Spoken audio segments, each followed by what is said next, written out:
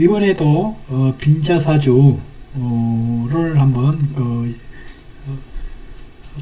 빈자사주를 한번 분석해 보도록 할게요. 이제 나오는 사주들은요, 그 제신이 제신반부진이라고 그랬잖아요. 제신이 실은 이제 격국으로 보면은 양인격에 그 성격이 된 사주들인데 운에서 그 양인격을 뒷받침해주지 못해가지고 가난하게 되는 경우가 이렇게 많이 그렇게 되는 경우를 얘기를 하고 있는 것 같아요.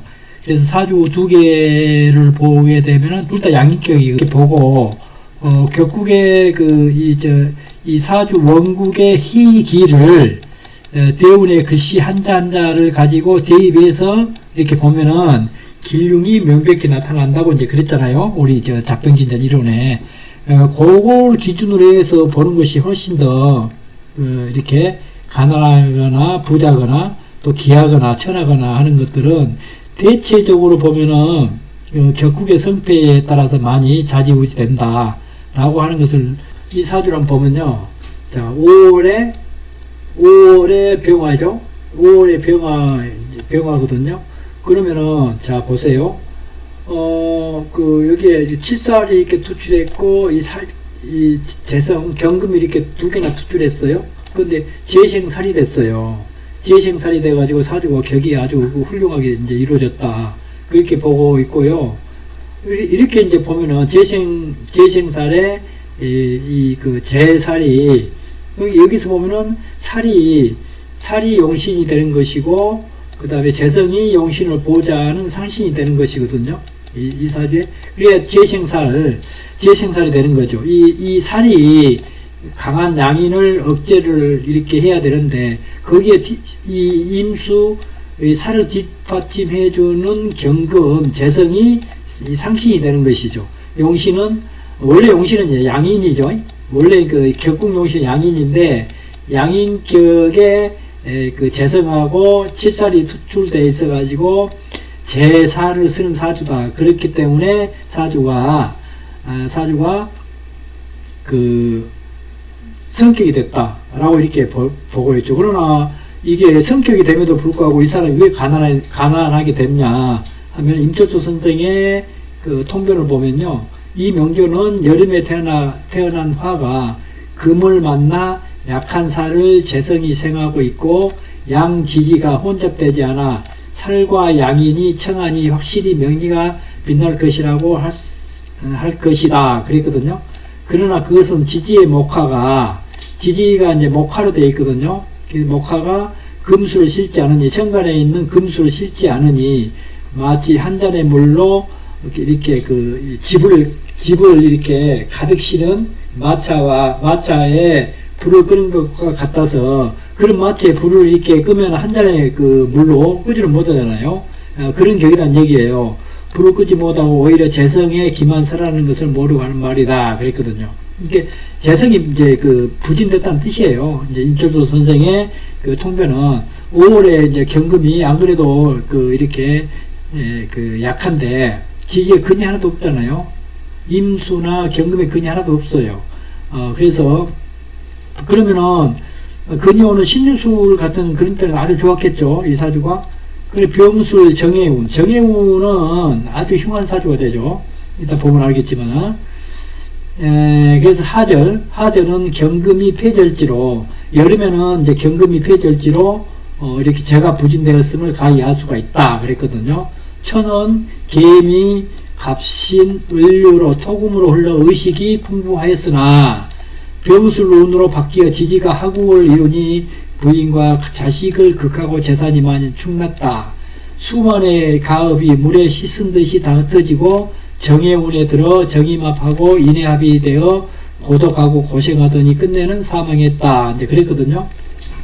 근데 이제 이것을 격국론으로 한번 이제 분석을 정해대운에 왜 이렇게 이렇게 신유수로 갈 때는 이제 좋았다는 얘기예요. 이제 개수가 있고 그 다음에 미토가 있다고 하지만은 사오미로 가다가 개미부터 시작되니까 신유일운은 좋았다는 뜻이거든요. 굉장히 좋았는데 이렇게 병술 정예대원으로 이렇게 갈 때 상당히 흉했다. 이거 어떤 얘기냐면은, 이 격국은 양인격에 이 제살이 이렇게 투관되어 성격이 된 사주거든요. 엄연히 성격이 된 사주예요. 이 사주는 양인이 중중하여 반드시 살을 살리는 운을 봐야 되는데, 살을 살리는 운이 와야 돼요. 그렇게 하면은 경금이나 이제 수왕지주로 가줘야 되거든요. 인비가 오는 대운과 양인이 수출된 대운은 흉함이 그지없다 그랬거든요. 정예대운의 정운, 이렇게 정예대운의 이 정운을 한번 보세요. 정운은 이 격구, 상신, 이렇게 쉽게 얘기하면은 용신이 완전히 거덜난 거 아니에요? 임수가 완전히 죽어버리면은 이 중후한 양인을 어떻게 다뤄요? 다룰 수가 없잖아요. 그래, 이 중후한 양인이 더구나 목생화까지 해가지고 이 화급금을 하니까 이 재성이 완전히 거덜난 거죠. 무릇 정관은 양인을 제압할 수 있으므로 양인이 투출해도 해가 되지 않으나 양인은 치사를 합거하니 무슨 공이 있겠는가 라고 이렇게 했거든요. 그래서 정예대운이 아주 흉해져. 더구나 여기는 또 인해 한목으로 돼가지고 수가 이렇게 화를 극하는 것에 있지만은 인해합으로 돼가지고 인호하구까지 이렇게 만들어주면서 인호하구, 일호하구까지 만들어주면서 임수가 이렇게 타격을 받은 임수가 이렇게 쓸모가 없어지니까 이 재성이 이렇게 홀로 남았잖아요. 그러면 이거 밥이죠. 양인들이 이렇게 중중하고 거기다가 목세가까지 받아가지고 이 양인이 날뛰고 있는데 여기서 경금이 살아날 것 같아요. 그렇기 때문에 이 사주가 정예대운에 크게 흉화해서 이렇게 고독하고 고생하더니 끝내 사망을 했다. 이렇게 이제 병술 대운부터 이렇게 안 좋았겠죠. 인호술 한국이 된 때부터 이렇게 안 좋았겠죠. 그러다가 정예대운에 이제 큰 타격을 받았지 않습니까? 그렇죠. 그리고 또 하나 이것도 양인격이거든요. 양인격에 여기는 이제 금생수 이제 양인격의 재성을 이렇게 보고 있어요. 인묘 재성이 굉장히 왕하죠. 거기다가 또 식신이 이렇게 양인격에 인호하구를 이렇게 이루어가지고 양인격에 목세화해가지고 이렇게 사주 구조가 돼야 되는데, 이 임수가 이 사주 격을 완전히 떨어뜨려 보고 있는 거죠, 식신이. 그러니까 이 사주가 갈등 구조로 된다는 뜻이거든요. 이 사주 격국이 양인격인데, 양인격에서는 칠살이 이제 최우선의 용신이고, 그 다음에 이제 정관이죠. 정관이고, 그 다음에 정관을 하고 관살이 없으면은 식상이라도 있어줘야 되죠. 그래야만이 양인을 이렇게 화해가지고 있을 수가 있는데, 이 사주는 인호하국이 됐어요. 인호하국이 되면은 재생살을 내가지고 양인을 억제하면서 세상을 살아라 라고 이렇게 주어진 그 명인데, 그걸 못하게 식신이 망해버리거든요. 그러면 이 사람은 식계로 갈 수밖에 없어요. 그러면은 천연 운이 인계로 갔거든요. 인계로 가고 이렇게 또 양인 금수로 가면서 이렇게 갔어요. 그렇기 때문에 이 사주 격이 이렇게 뚝 떨어지면서 운에서도 뒷받침이 안 되고 갈등 구조로 가니까 수가 살아나면은 당연히 수를 써야 되겠죠. 그러다가 나중에 수운이 이제 없어져 버리면은 또 이렇게 여기 보세요. 개미 이렇게 됐잖아요. 그 다음에 이모 이렇게 됐잖아요. 운이. 그리고 임대운에는 이제 식상운을 하니까 식신생제 이제 양인격에 식신생제에서 이때는 내가 돈을 벌려고 이렇게 하다가 또 이렇게 오가 왔어요. 인호 이렇게 관이 오면은 또 내가 이걸 안 하고 또 이 직장에 이렇게 이렇게 기웃기도 하는 그런 거잖아요. 그리고 신의 대운도 마찬가지죠. 이제 여기는 이제 겁재가 이렇게 왔어요. 양인이 이렇게 올랐거든요. 양인이 이렇게 올라와가지고 병화가 들어오면 양인격이 완전히 폐가 되는 이런 격국이라 아까 전 사주에서 그랬잖아요. 그런데 이렇게 되다 보니까 이 사주가 가난하게 이제 됐다. 지금 이런 사주들이 현대에서 태어났다가면 이렇게 가난하거나 이 전사주도 이렇게 지금 태어났다고 아주 격이 좋잖아요. 훌륭한 격이죠. 그리고 신유술로 이렇게 흘렀기 때문에 이 기간 동안에 자기가 어떤 기반을 이렇게 군, 금, 경이나 이런 쪽으로 이렇게 진출했으면은 이런 대운도 충분히 치고 넘어가요. 요령 같은 거. 그래서 다시 이제 무자 대운이나 이런 대운으로 오게 되면은 상당히 좋게 또 운이 또 흘러가잖아요. 정화 대운에 이제 그렇게 이제 안 좋아졌는데 해대운 이렇게 가고 해대운부터는 또 점점 좋아지잖아요. 그렇게 되고 있는데 참 그렇게 시대에 따라서도 약간 다르다라고 이렇게 볼 수가 있겠죠. 그래서 여기 한번 읽어보면요. 가을에 태어난 금이 원령을 타고 있고 재관이 다 왕하고 식신이 빼어나니 대체로 볼 때 부귀의 명제로 보인다. 그랬거든요. 양익격에 그 식신생제하니까 상당히 부자의 사주죠. 그리고 운이 인계 금수운으로 갔어요. 금수운으로 가게 되면은 강하게 이렇게 식재를 쓴다는 뜻이거든요. 그러나 식재 운이 끝나버리고 이렇게 관성운으로 들어가 버리면은 반드시 또 이렇게 이 식재 활동을 이렇게 멈추고 관으로 이렇게 진출해 버리려고 하는 그런 성향이 있거든요.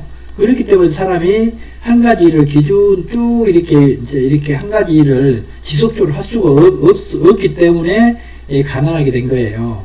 가을에 태어난 금이 얼령을 타고 있고 재관이 다 왕하고 식신이 빼어나니 대체로 볼 때 부귀의 명제로 보인다. 그러나 이 태중한 관성으로 공국하니 일주는 도리어 약하다. 재관을 감당기 어려워 오직 급제인 유금 양인의 도움에 의지해야 하는데 묘가 중하고 오가 극한다. 시간의 임수는 화는 극하지 못하고 도리어 일주에 기만 설한다. 그런 거로 재성이 부진하다. 그랬거든요. 이렇게 사주가 전체가 다 재성이 부진하다. 이 재성을 놓고 이렇게 통변을 하고 있거든요. 재성을 놓고. 여기 보면은 사음으로 이렇게 이 목이 굉장히 왕하죠. 목이 이렇게 인묘 근이 있으면서 목이 이렇게 이 신왕개왕의 사주로 해서 식상이 조금 뒷받침이 되면은 차라리 사오미로 안 가고 해자축으로 가고 정관으로 인계수가 가버리면 관을 안 쓰고 식재로 써가지고 쭉 이어나가버리면은 그런 대로 이렇게 사주가 되는데 식신이 왔다가 또 지지는 간으로 왔다가 이렇게 되니까 안 된다는 뜻이에요.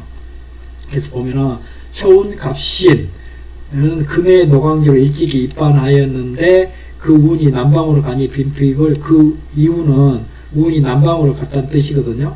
그렇기 때문에 빈핍을 감당하기가 어려웠다. 그랬거든요.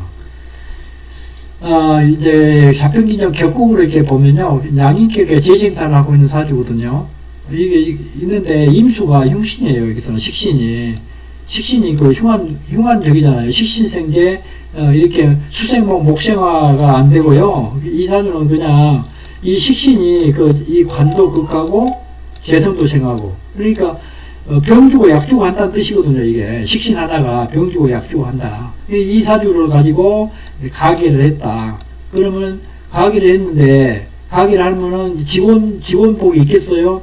직원은 나름대로 열심히 이렇게 식신생제 해가지고 돈을 이렇게 벌어주려고 하는데, 이 식신으로 인해가지고 내 안정적인 관이 이렇게 손상이 되니까 병 주고 약 주고 하는 이런 종업원이 직원이 될 수가 있거든요. 그러니까 직원복도 없어요. 이렇게 되면은.